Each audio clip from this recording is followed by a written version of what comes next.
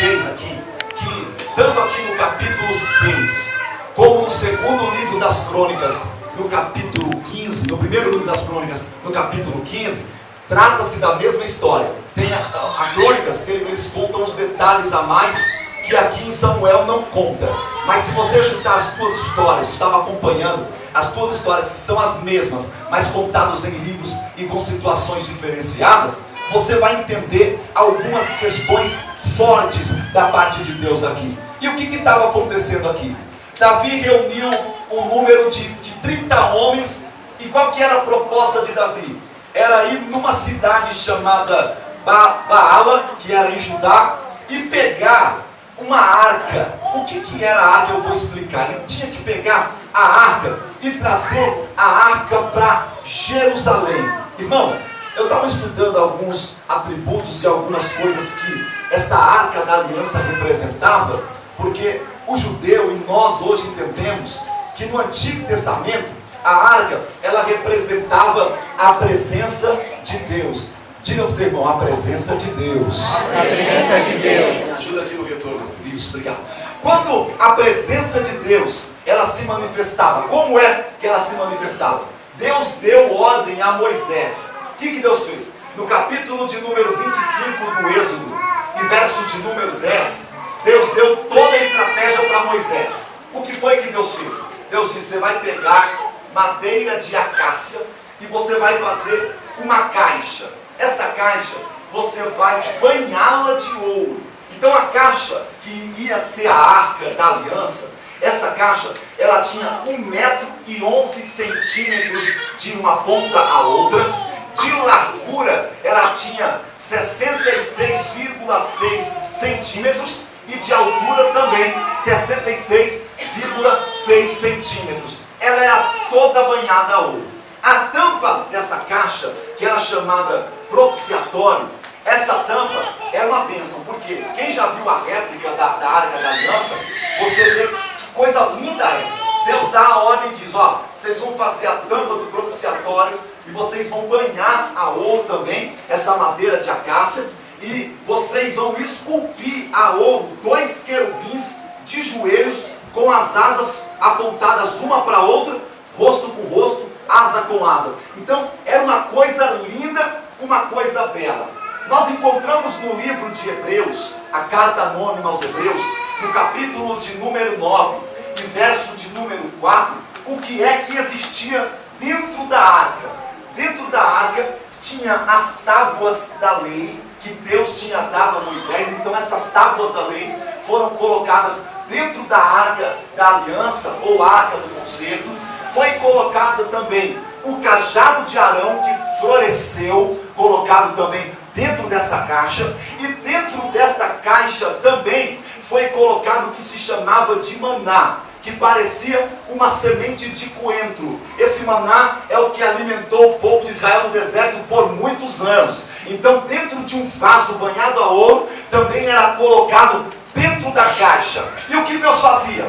O povo andava com esta caixa, que representava a presença de Deus. Por fora dessa caixa, foi feito 4 argolas de ouro puro maciço, que era 2 de um lado e 2 do outro. E aí pegaram uma madeira de acácia, fizeram como se fosse um varão de cortina, 2 de banhado a ouro, para colocar dentro dessas argolas, e só os levitas e sacerdotes podiam movimentar essa arca da aliança. Então vinham os sacerdotes ou levitas na frente, um do lado, outro do outro, atrás da arca também, e eles levavam a arca para onde a congregação fosse, sem tocar, sem autorização de tocar na arca. Só quem tocava na arca eram os levitas. Esta arca representou muito a presença de Deus.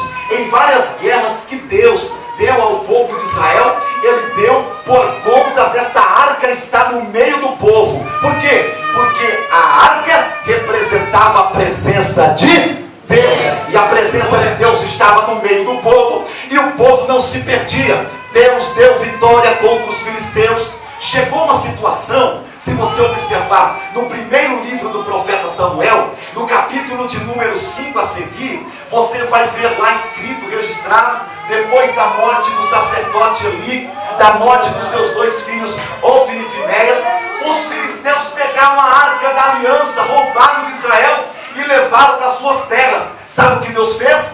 Deus enviou enfermidades ao povo filisteu, enquanto eles não entendessem que tinha que devolver a arca para Israel. O povo não teve sossego. O Espírito do Senhor entrou lá e mostrou para o exército inimigo que não se mexe com presença de povo de Deus, com presença de Deus no meio do povo de Deus.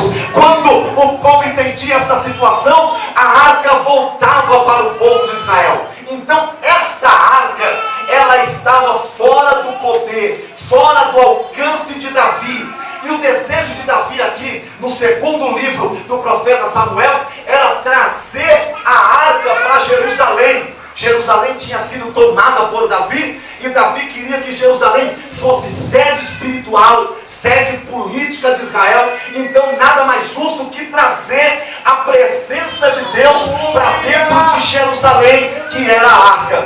Então eles foram lá em Baala, que é uma cidade de Judá, e aonde morava um homem chamado Abinadad, que tinha 2 filhos, e esses 2 filhos acompanharam Davi. Então parece que eu vejo a cena. Davi chegou com os homens na casa de Abinadad, e quando chegou lá disse: olha, aquela arca, eu vou levar a arca para Jerusalém, eu já montei uma tenda lá, já armei tudo, está tudo preparado para poder levar esta arca. Vamos levar? Vamos. O que era que Deus tinha falado a Moisés? Que só os levitas é que tinham autoridade de tocar na arca e levar nesse varão que vinha nas argolas da arca. Então só eles tinham autorização por Deus para tocar na arca ou em qualquer utensílio da casa de Deus. E o que foi que Davi fez? Davi chegou lá, colocaram a arca em uma carroça puxada por bois, e a carroça está indo e está fora da orientação que Deus tinha dado no início, e Davi está pensando que está tudo certo, está pensando que a presença de Deus vai chegar desse jeito, então está certo, vamos lá. E o povo está indo, os dois filhos de Abinadad estavam indo juntos. O nome de um era Uzá e o nome de outro era Aió, e os dois estão indo junto com esta arca, puxado em carros de boi. E enquanto eles estão indo no caminho de Jerusalém, os bois tropeçaram.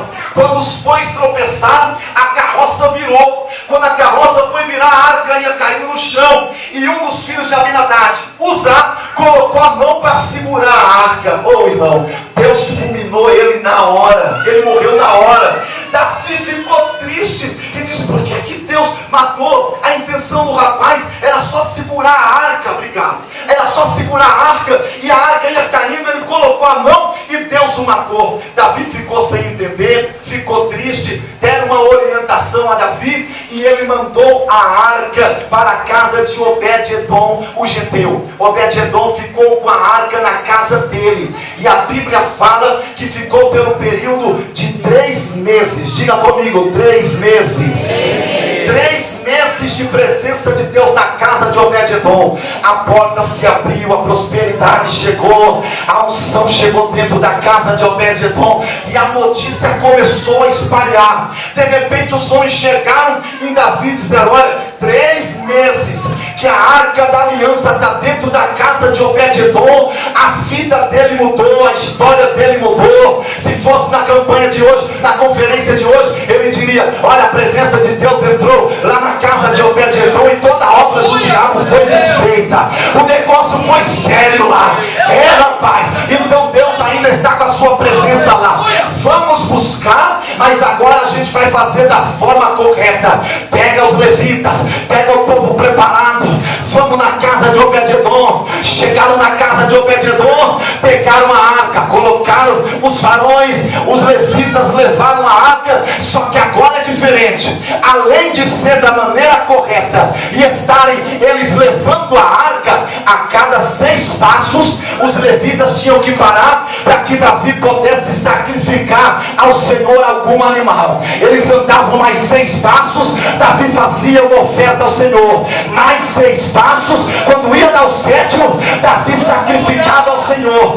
Até que chegaram em Jerusalém. Parece que eu vejo a cena. Davi está entrando, porque o desejo de Davi era trazer a arca da aliança para dentro de Jerusalém. Quando ele chega em Jerusalém, a arca está entrando junto com ele. Os levitas estão trazendo a arca. De repente todo mundo está na expectativa. Uza já morreu, está muito um transtorno tremendo para conseguir trazer essa arca. E agora Davi está conseguindo entrar? Não acredito. Davi está entrando em Jerusalém, e quando ele entra em Jerusalém, ele não aguentou, irmão, porque quando a presença de Deus entra na nossa vida, a gente baila, a gente dança, a gente glorifica, a gente exalta Deus. E Davi começou a bailar na presença de Deus. Parece que eu vejo a cena. Davi está feliz. Davi tirou o manto sacerdotal e começou a bailar. Eu fiquei observando essa cena, porque enquanto Davi está dançando no meio do povo, porque era um rei, tinha uma vestimenta real, ele despiu-se da vestimenta real e ficou com a roupa igual a roupa dos servos, ficou no meio do povo dançando, ficou no meio do povo bailando, festejando, porque a presença de Deus estava entrando. Mical, filha de Saul, uma das esposas de Davi, está na janela do palácio e está recusando, dizendo: olha, é um rei, mas está parecendo, a Bíblia usa a expressão do seguinte: está parecendo um vadio. Foi o que ela disse. É um rei e está se rebaixando aos servos, se misturando com a relé, se misturando com este povo. Não está certo. E ela recusa, ela reprova a decisão do rei. O rei está tão feliz, irmão, que ele pega a carne, chama todo mundo e diz: ó, vai levar, todo mundo vai levar carne para casa. Vem cá que eu tenho bolo, tenho pão para todo mundo, tenho vinho para todo mundo. Por que, Davi? Porque a presença de Deus chegou aqui em Jerusalém, e eu quero compartilhar com todo mundo. Ninguém vai sair vazio hoje. Todo mundo que veio na festa vai ter que compartilhar desta alegria comigo. E começou a entregar carne, começou a entregar vinho, começou a entregar pão para o povo, e o povo está feliz. Acabou a festa, Davi está tão feliz que vai para casa para poder levar a festa para dentro de casa. Quando chegou na presença de Mical, pensou que ia receber um abraço, pensou que ia ter uma palavra de incentivo, de apoio, que ia dizer assim: olha, parabéns, você conseguiu trazer a arca, que é a presença de Deus aqui para Jerusalém. Davi pensou que ia ouvir palavras dessas. Quando chegou lá, ele ouve o repúdio de Mical. Mical olha para ele e diz: você estava como os servos, você é desprezível, você é o rei e se rebaixou desta forma. Davi olha para ele e diz: eu me rebaixei nada, eu estava era na presença de Deus. Enquanto você estava dentro de casa, enquanto você estava encruado aqui, eu estava era na presença de Deus, bailando, sambando e recebendo a presença de Deus que estava chegando em Jerusalém. Aleluia! A presença de Deus aqui. Eu quero pedir ao sonoplasta, me ajuda no retorno, que a minha voz está indo embora, em nome de Jesus. Davi está expressando e está dizendo para Mical: eu estava era na presença de Deus. Você não está entendendo nada, mas eu estava na presença de Deus. E por causa do repúdio de Mical, a Bíblia fala que até o dia da sua morte ela não pôde ter filhos. E filhos, diga-se de passagem, tanto no passado como hoje, filhos é a alegria da casa. Pode ver um casal, quando eles casam no início, quando estão recém-casados, pode ver, vai usar o banheiro, fecha a porta do banheiro para não escutar nada do que está acontecendo no banheiro ou que está lá fora. É uma vergonha até de comer, para deitar, misericórdia. É porque está dentro de casa, não tem a comunicação. Quando o filho chega, o filho une mais o casal, porque tem que pegar o filho. Daqui a pouco o filho está rolando debaixo do sofá, está correndo debaixo da mesa, está puxando a toalha da mesa, aí vai pegar o fulano, aí começa a se entender mais. Chama outro filho, tem mais alegria. Não, casa que tem criança não fica quieta, não tem sossego, é só alegria. E Mical não ia receber a alegria, a satisfação de ter um filho dentro da casa, só porque não acreditou na promessa de Deus. Sabe por que eu vos contei essa história? Porque eu quero falar que a maldição, a obra do diabo, ela só vai sair das vidas quando nós abrimos a porta do coração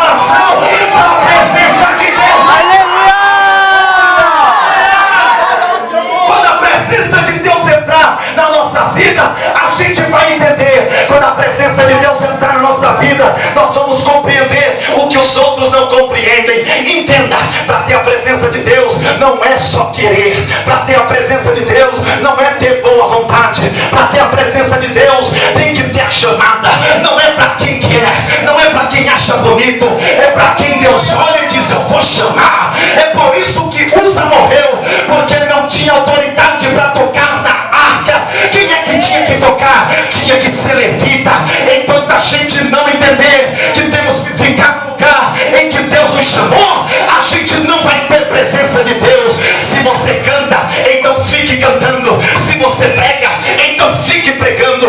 Não fique invejando o dom do outro, porque ele é pastor, porque ela é missionária, porque ele é cantor, porque ele é pregador. Fique aonde Deus te colocou, porque você pode não aguentar, você pode não suportar e pode morrer na fé. Hoje Deus vai colocar cada coisa no seu lugar. Hoje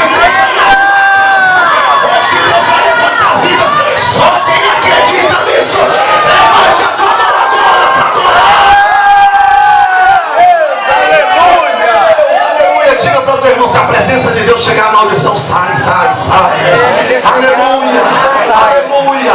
Glória a Deus. Quem tem a presença de Deus, aonde ele chega, a situação muda. A arca chegou dentro da casa de Obed-edom. 3 meses foi o suficiente para mudar a história de Obed-edom. Irmão, eu moro de aluguel e eu moro numa casa que tem os vizinhos atribulados. E quando eu fui morar nessa casa, o povo dizia: rapaz, olha, quem mora ali não aguenta ficar 6 meses. Só que o dono da casa é pai de um grande amigo meu, e foi uma indicação. O aluguel bem baixo, uma casa boa. Eu falei: eu não posso perder essa bênção, eu não vou ter medo. A presença de Deus está comigo. Eu vou entrar lá e o diabo que pega a bagagem vai embora, porque aonde a presença de Deus chega, a mudança. Aonde a presença de Deus chega, a transformação. Cheguei na casa no primeiro dia, fiz a mudança no domingo, Júnior. No primeiro dia eu quebra-pau, irmão com irmão, pega a cunhada pelo cabelo, pega não sei o que, avisa que o outro está batendo no outro, e um desmaia, arrasta para dentro de casa. E eu disse: que tripulação é essa? Tem pouco mais de um ano que eu estou morando lá. A minha esposa estava conversando com os vizinhos lá, e uma das filhas do dono disse: depois que vocês chegaram aqui, o quintal está tão sossegado, não tem mais briga, não tem mais contenda. Aonde a presença de Deus chega, pode ser empresa atribulada, pode ser vizinhança atribulada. Se a presença de Deus está com você, o diabo tem que pegar na cara.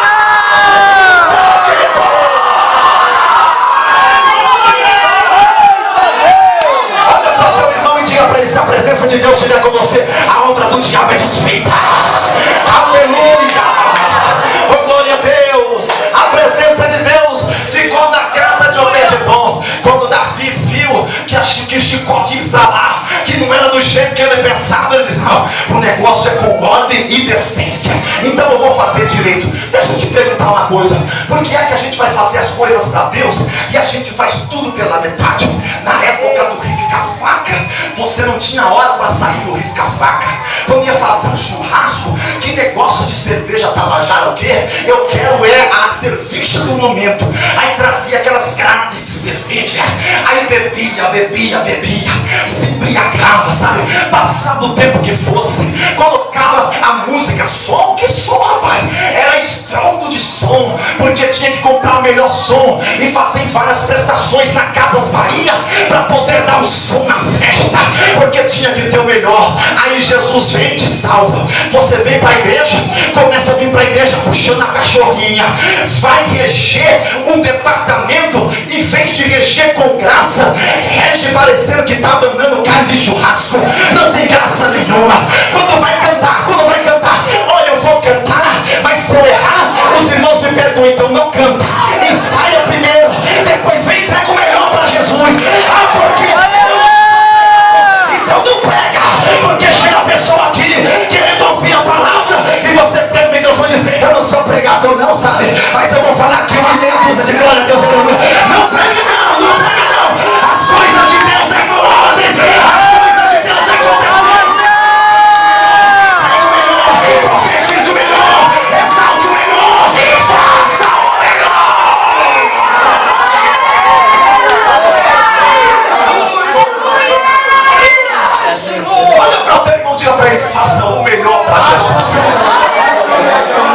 Meu Deus. Aleluia. Cara de churrasco foi bom. Aleluia. Mas entenda a proposta de Deus hoje aqui pra gente. É uma conferência missionária.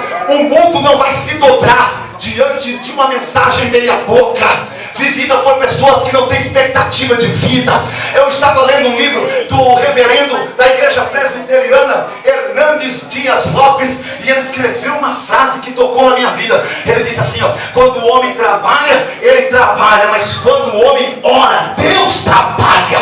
Enquanto a gente faz as coisas por motivação humana, enquanto a gente quer envolver com coisas humanas, a gente não vai sair do zero.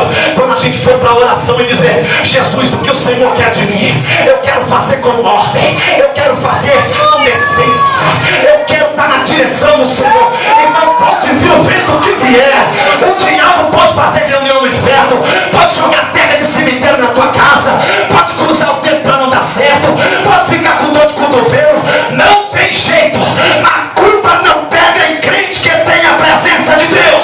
Se tiver a presença de Deus, vai gastar com galinha, vai gastar com vela preta, vai gastar com combustível, indo na encruzilhada, vai perder tempo, porque ferramenta nenhuma preparada contra ti prosperará. Toda língua que se levantar contra ti em juízo, Deus a condenará.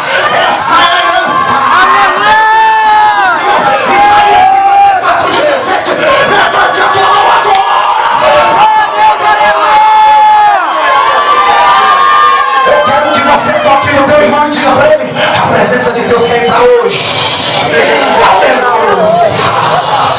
Oh Deus, eu passei a tarde orando por vocês, meditando e dizendo: Deus, o que é que eu vou falar para a igreja? O Senhor me disse: diga a eles que quando a presença chega, ela ocupa o espaço inteiro. Não tem diabo que impeça, não tem fofoca, não tem maldição, não tem obra do diabo. Por quê? Porque quando a presença chega, ele abre as portas. Quando a presença chega, o milagre chega junto, e o nome dele é glorificado. Se você acredita nesta palavra, vai dando glória aí. Porque quando você a presença chega, a presença chega, a presença chega.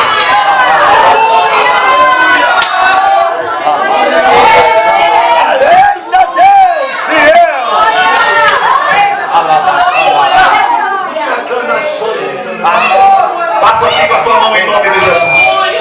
Aleluia. Fez? Diga pro teu irmão: você está olhando para essa mão aqui? Aleluia. Você está olhando aqui para essa mão? Tá olhando essa mão aqui, rapaz? Isso aqui não é a mão de qualquer um, não, viu? É a mão de qualquer um. Isso aqui é a mão de um profeta. É por isso que eu vou profetizar que quando a presença chegar vai dar tudo certo. Aleluia. Coloca a mão no ombro do teu irmão e diga: quando a presença de Deus chegar vai dar tudo certo. Quando a presença de Deus chegar vai dar tudo certo. Aleluia.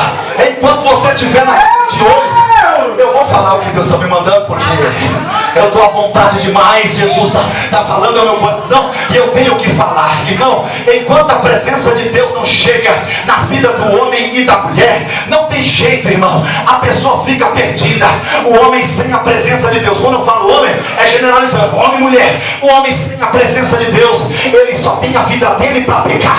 O homem sem a presença de Deus, ele perde o seu tempo com sites indecentes. O homem sem a presença de Deus, ele perde o seu tempo com relacionamentos extraconjugal. O homem sem a presença de Deus, aleluia, ele perde o seu tempo com fofoca, em roda de escarnecedor. O homem sem a presença de Deus, ele perde o seu tempo, e perde tempo mesmo. Por quê? Porque a fila da bênção é o seguinte: você está andando em santidade, está andando pela palavra. A Bíblia diz: eu não posso roubar, então eu não roubo. Está todo mundo roubando, mas eu não vou roubar. A Bíblia é contra a corrupção, então eu não posso ser corrupto. Eu vou entrando pelo caminho da bênção. Está todo mundo na corrupção, mas eu não vou entrar.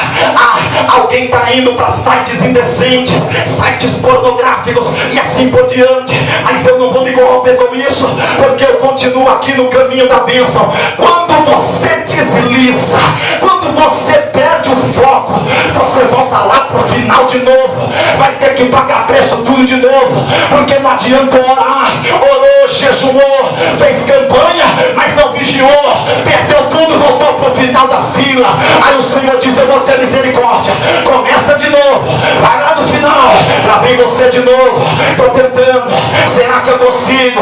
Vou tentando. De repente você chega no ponto aonde você caiu. Aí você diz: rapaz, quando eu caí aqui, eu voltei para lá.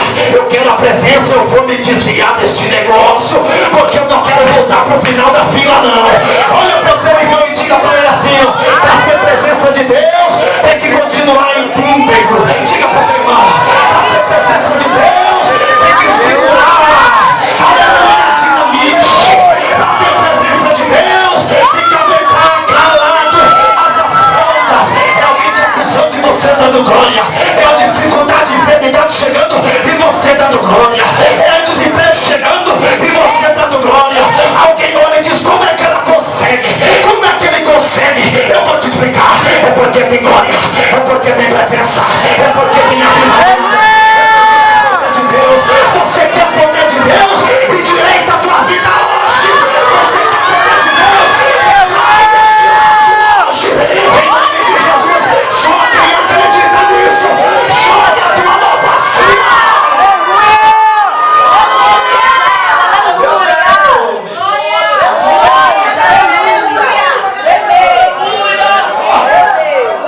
Tem gente com a corda no pescoço aqui hoje. Está pendurado no pescoço hoje, dizendo: meu Deus, eu vou morrer. Jesus está cortando o laço dessa corda para você não se perder. Só que depois que ele cortar o laço dessa corda, tem um monte de outra corda e tem crente que entra de cabeça assim, ó. O laço já está feito, ele já entra, pode me enforcar, sabe? Tem gente que acha que é fácil, não fica moscando. Eu não sei se eu já disse uma vez aqui, mas eu acho que sim. Se eu disse, eu volto a repetir. Tem crente, irmão, que ele parece mosca de padaria. Diga: que mistério é esse, pastor? Mosca de padaria é aquela que fica em cima do pão. Qualquer outra mosca é difícil matar, mas a de padaria qualquer um mata. Até a criança, ela está moscando lá em cima do pão, o padeiro vem, pá, bate, matou a mosca. Deus te chamou para voar, mas não foi para ser mosca. Deus te chamou para ser águia. Deus te chamou para voar alto e chegar longe. Tem gente vacilando, tem gente vacilando. O abismo está aqui, ó. O diabo quer derrubar e ele está facilitando. Está dizendo: eu vou ficar aqui mesmo. Eu sou dono do meu nariz. Pastor não manda em mim, a mãe não manda em mim, esposa não manda em mim. Eu sou dono do meu nariz, eu que pago minhas dívidas. Então eu fico aonde eu quero. Vai, fica onde você quer, porque quando tu cair a queda vai ser grande. E aí, meu amigo, negão, para voltar lá pro final da fila de novo. Hoje Deus está te avisando e está dizendo: eu não quero que você volte tudo de novo. Fica no lugar aonde eu te coloquei. Receba a presença de Deus. Se vocês forem meu povo, eu serei o vosso Deus. Eu vou abrir a porta.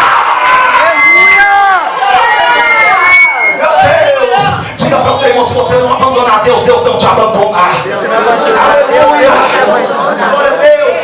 Davi, ele entendeu isso depois de 3 meses, que a presença de Deus estava lá dentro da arca. Aí ele falou: agora vai ser certo, vai ser direito. E tem que ser de cada 6 passos. Porque na numerologia dizem que o número 6 é o número de homem, e o 7 é o número de Deus, ou o número de perfeição, porque no 7º dia Deus descansou. Então tem alguma coisa relacionada a isso. Davi disse: enquanto eu tiver no número de homem, eu vou andando. Então 1, 2, 3, 4, 5, 6. Para Deus não dou o 7º sem antes não ofertar alguma coisa para Ele.